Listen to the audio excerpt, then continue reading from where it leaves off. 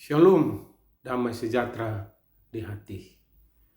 Bapak Ibu Saudara-saudara kekasih Tuhan, hampir 1 bulan kita berada di rumah untuk beribadah, memuji, memuliakan nama Tuhan dalam situasi pandemi COVID-19 yang melanda dunia dan melanda bangsa kita. Firman Tuhan pada hari ini kembali lagi memberikan kekuatan, memberikan penopangan bagi kehidupan kita di dalam menjalani tugas panggilan kita sebagai orang percaya dan orang beriman. Sebelum kita membaca firman Tuhan, mari kita berdoa. Bapa di dalam kerajaan sorga, kami mengucap syukur dan berterima kasih bahwa sudah hampir 1 bulan kami berada di rumah untuk beribadah, memuji, memuliakan nama Tuhan dalam situasi pandemi COVID-19. Tapi kami percaya bahwa Roh Kudus berada bersama dengan kami untuk dapat memberikan kekuatan, pengharapan, dan juga pedoman hidup bagi kami. Tolong kami Bapa dan berfirmanlah, karena kami siap mendengarkan, melakukan kehendak Bapa di sorga. Amin. Bapak Ibu Saudara-saudara kekasih Tuhan, firman Tuhan bagi kita terambil dari Keluaran pasal 15 ayat yang ke-19 sampai dengan ayat yang ke-21 sesuai dengan agenda Sabda Bina Umat atau Sabda Guna Dharma Krida. Saya membacakan bagi kita Keluaran 15 ayatnya 19 sampai dengan 21. Demikian firman Tuhan. Ketika kuda Firaun dengan keretanya dan orangnya yang berkuda telah masuk ke laut, maka Tuhan membuat air laut berbalik meliputi mereka. Tetapi orang Israel berjalan di tempat kering dari tengah-tengah laut. Lalu Miriam, Nadia itu saudara perempuan Harun, mengambil rebanah di tangannya dan tampillah semua perempuan mengikutinya memukul rebanah serta menari-nari, dan menyanyilah Miriam memimpin mereka. Menyanyilah bagi Tuhan, sebab ia tinggi luhur. Kuda dan penunggangnya dilemparkannya ke dalam laut. Demikianlah firman Tuhan bagi kita. Bapak Ibu Saudara-saudara jemaat kekasih Tuhan, nyanyian Miriam yang ada di dalam ayat yang ke-21 ini adalah bagian dari salah satu bukti cara kerjanya Tuhan mau membebaskan umatnya dari segala penderitaan dan masalah-masalah yang berada dalam kehidupan dunia ini. Apa itu cara kerjanya Tuhan?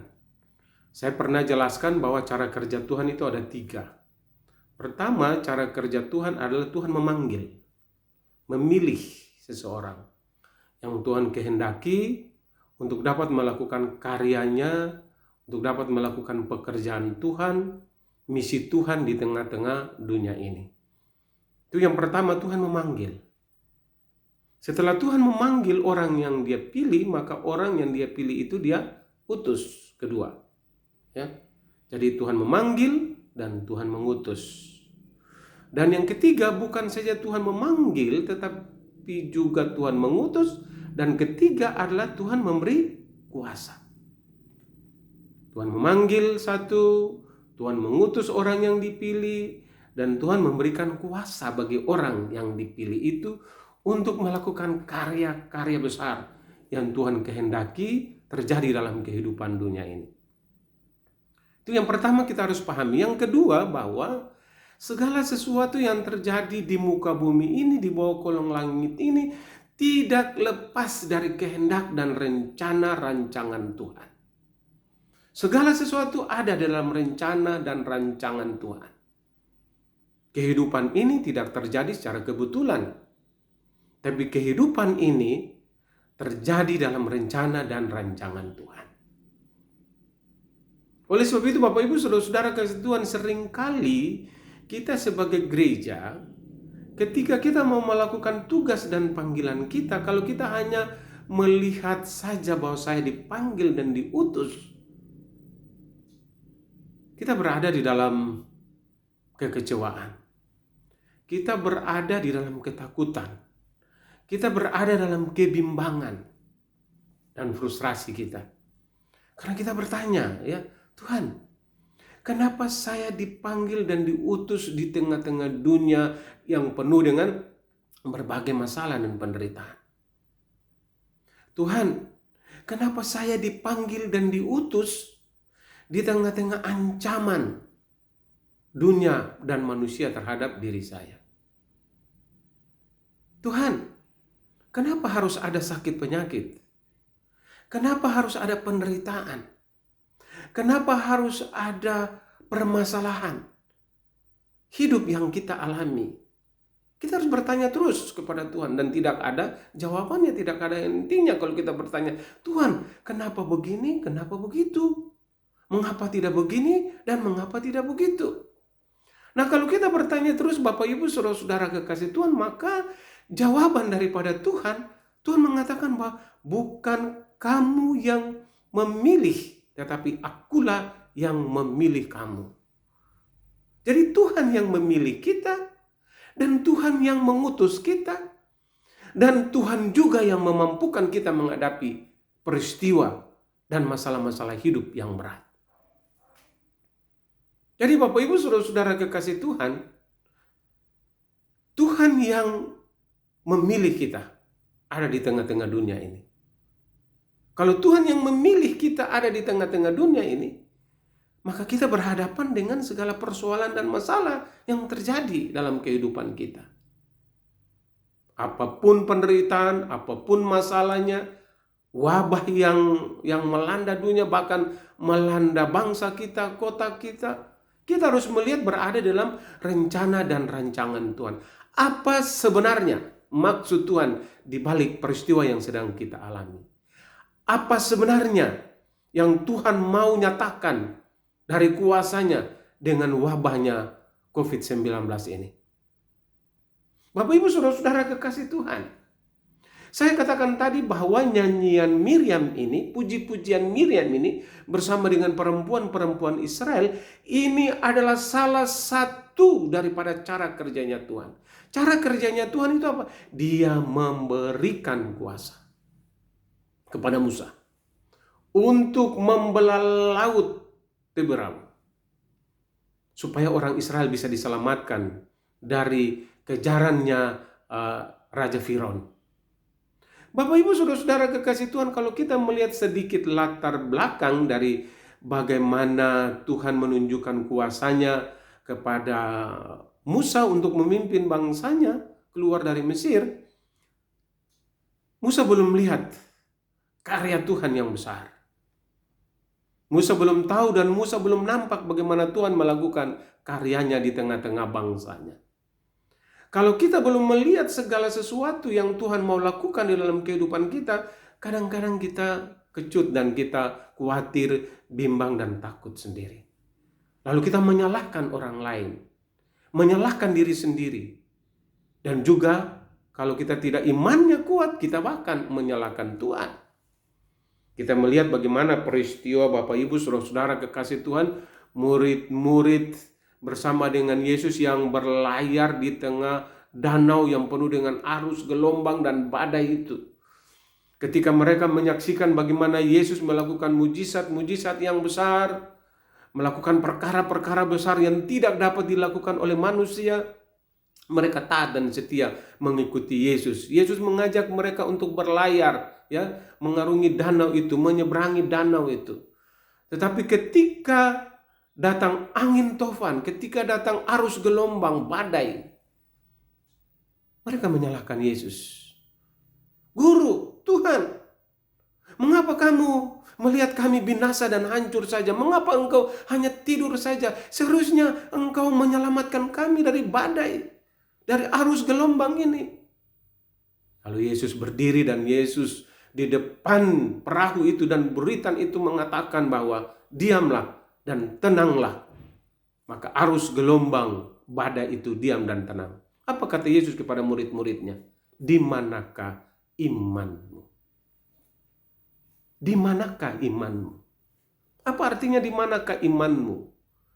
Bapak Ibu Saudara-saudara, iman Kristen, iman orang percaya, Iman anak-anak Tuhan bukan dalam situasi yang senang saja. Bukan dalam situasi yang gembira saja. Bukan dalam situasi yang melimpah saja. Bukan dalam situasi yang menyenangkan hati kita. Lalu kita mengatakan, oh ya, Tuhan gagah perkasa. Tuhan maha dahsyat. Tapi kalau kita menghadapi situasi yang sulit, situasi yang penuh dengan berbagai tantangan dan persoalan hidup, bahkan situasi seperti sekarang ini mewabahnya COVID-19, banyak orang yang kehilangan pekerjaan, banyak orang yang kekurangan penghasilan, banyak para buruh dan pegawai yang dirumahkan. Apakah kita masih percaya bahwa Tuhan maha dahsyat, Tuhan maha agung, Tuhan maha perkasa? Oleh sebab itu Bapak Ibu Saudara-saudara kasih tahu, kalau Tuhan yang memanggil, Tuhan yang mengutus, maka Tuhan juga akan memampukan kita untuk menghadapi badai, arus, gelombang, dan persoalan-persoalan hidup. Di manakah imanmu? Iman itu kita harus lihat bukan dalam kacamata kita waktu senang saja, gembira saja, melimpah saja. Tetapi iman orang percaya itu melihat juga di dalam konteks penderitaan, pergumulan, dan masalah-masalah hidup. Bapak Ibu Saudara-saudara kekasih Tuhan, mari kita membuka sejenak dari Keluaran pasal 14. Keluaran pasal 14 ayatnya yang ke-10 sampai dengan ayatnya yang ke-13. Saya bacakan bagi kita untuk membandingkan tentang bagaimana puji-pujian Miriam ketika orang Israel dikejar oleh tentara Firaun. Saya membacakan bagi kita yaitu Keluaran 14 ayatnya yang ke-10 sampai dengan ayat yang ke-14 demikian. Ketika Firaun telah dekat, orang Israel menoleh, maka tampaklah orang Mesir bergerak menyusul mereka, lalu sangat ketakutanlah orang Israel, dan mereka berseru-seru kepada Tuhan. Dan mereka berkata kepada Musa, apakah karena tidak ada kuburan di Mesir, maka engkau membawa kami untuk mati di padang gurun ini? Apakah yang engkau perbuat ini terhadap kami dengan membawa kami keluar dari Mesir? Bukankah ini telah kami katakan kepadamu di Mesir? Janganlah mengganggu kami dan biarlah kami bekerja pada orang Mesir. Sebab lebih baik bagi kami untuk bekerja pada orang Mesir daripada mati di padang gurun ini. Tetapi berkatalah Musa kepada bangsa itu, janganlah takut, berdirilah tetap dan lihatlah keselamatan dari Tuhan yang akan diberikannya hari ini kepadamu. Sebab orang Mesir yang kamu lihat hari ini tidak akan kamu lihat lagi untuk selama-lamanya. Tuhan akan berperang untuk kamu dan kamu akan diam saja. Bapak Ibu Saudara-saudara kekasih Tuhan, Musa saja menghadapi tantangan dari umatnya orang Israel. Kenapa Musa, kamu biarkan kami mati di padang gurun ini. Lebih baik kami tinggal saja di Mesir. Kenapa kami mengalami penderitaan ini? Kenapa kami mengalami kesusahan ini? Untuk apa kami harus keluar dari Mesir? Bapak Ibu Saudara-saudara, ini karakter budak. Karakter budak itu selalu dan senantiasa tidak mau keluar dari zona nyaman lah. Zona nyamannya, ya sudahlah begini-begini saja, ya. Makan minum apa adanya saja, menderita dengan apa adanya saja, tidak mau keluar dari segala yang dia alami dalam kehidupannya. Dia tidak mau melihat masa depannya yang lebih baik. Tapi ketika dia berada dalam zona nyaman saja, menjadi budak saja, diperintah saja, ya, melakukan segala sesuatu yang dikehendaki oleh sang tuannya, sang majikannya, ya udah lakukan saja. Tapi Bapak Ibu Saudara-saudara kekasih Tuhan, maksud Tuhan untuk membebaskan umatnya adalah merubah karakter budak di Mesir. Engkau menjadi karakter anak Tuhan yang taat dan setia mengarahkan hidup kepada Tuhan. Tadi-tadinya menyalahkan Musa. Kenapa kamu biarkan kami harus keluar? Biar saja kami di Mesir. Kami tidak bisa mengalami penderitaan. Kami tidak bisa mengalami kesusahan. Kami tidak bisa mengalami berbagai persoalan dan masalah. Biar kami mati di Mesir saja. Kenapa harus kami mati harus di padang gurun? Ini karena melihat dari kacamata manusianya. Tidak melihat daripada apa kehendak dan rencana Tuhan untuk masa depan umatnya. Bapak Ibu saudara-saudara kekasih Tuhan, kalau Miriam dalam puji-pujiannya mengatakan, bernyanyilah bagi Tuhan, sebab ia tinggi luhur. Tidak ada Tuhan yang lain selain daripada Tuhan Abraham, Ishak dan Yakub yang tinggi dan luhur. Tidak ada Tuhan yang lain yang penuh belas kasihan, kemurahan dan kebaikan. Tidak ada Tuhan yang lain yang tetap setia menemani, menjaga, memelihara, menuntun umatnya dalam situasi apapun.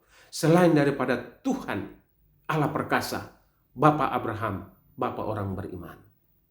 Oleh sebab itu Bapak Ibu saudara-saudara kekasih Tuhan, bacaan kita pada hari ini bahwa Miriam menaikkan puji-pujiannya kepada Tuhan, diikuti oleh perempuan-perempuan Israel setelah mereka melihat perkara yang besar, mujizat yang besar yang Tuhan nyatakan. Musa membelah laut Tiberau.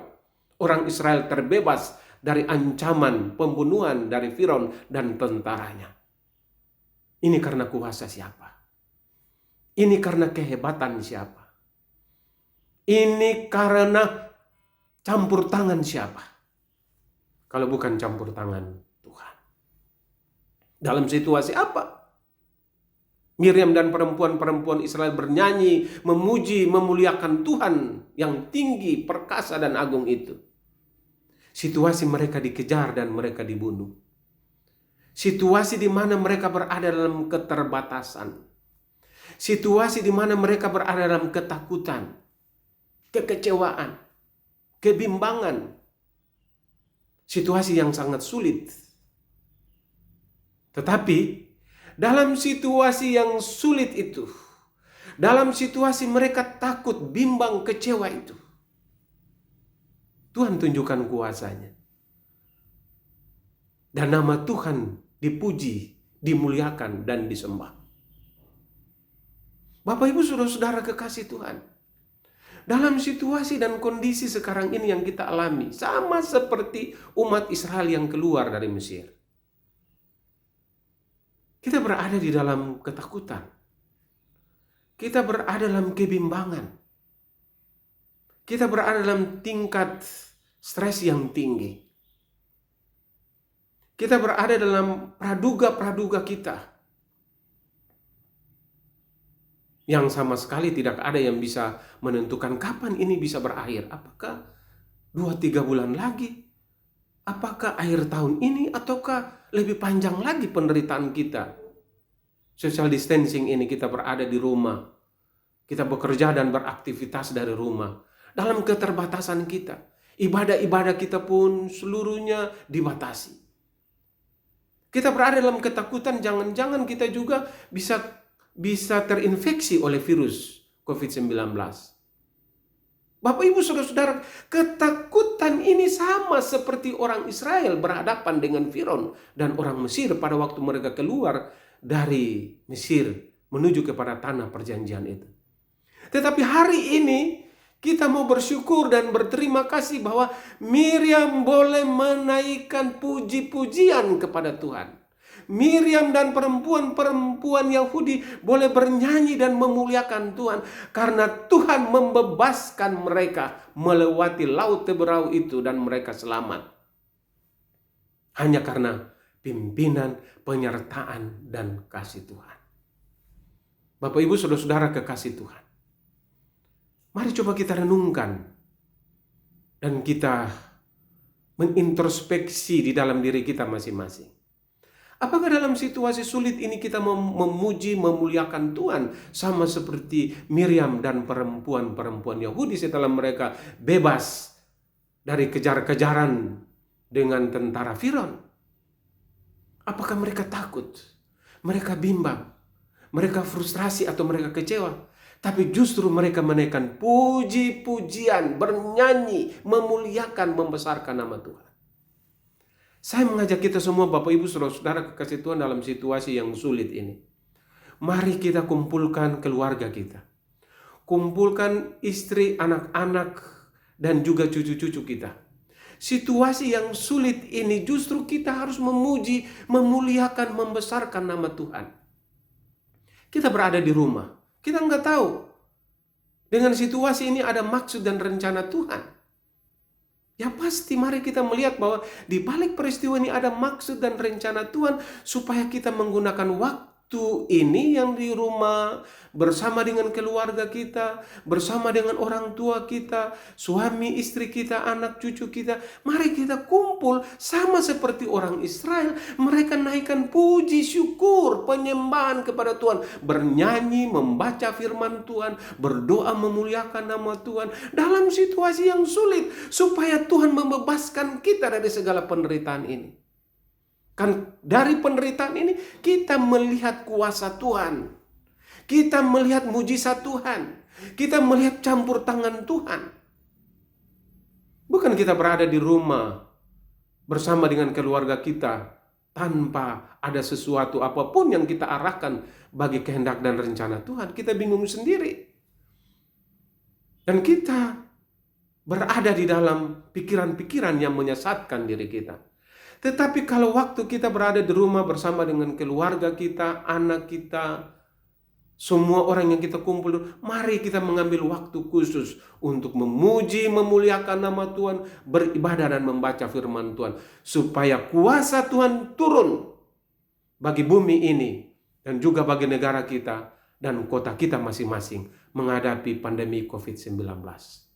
Semoga kita selalu dan senantiasa memuji Tuhan, memuliakan Tuhan, membesarkan namanya, sama seperti Miriam dan perempuan Yahudi yang memuji memuliakan nama Tuhan keluar dari kejaran Firaun dan tentara Mesir. Tuhan memberkati kita, Tuhan menyertai kita, semoga semuanya ini membawa berkat bagi kemuliaan, kebesaran nama Tuhan kita, Yesus Kristus. Shalom.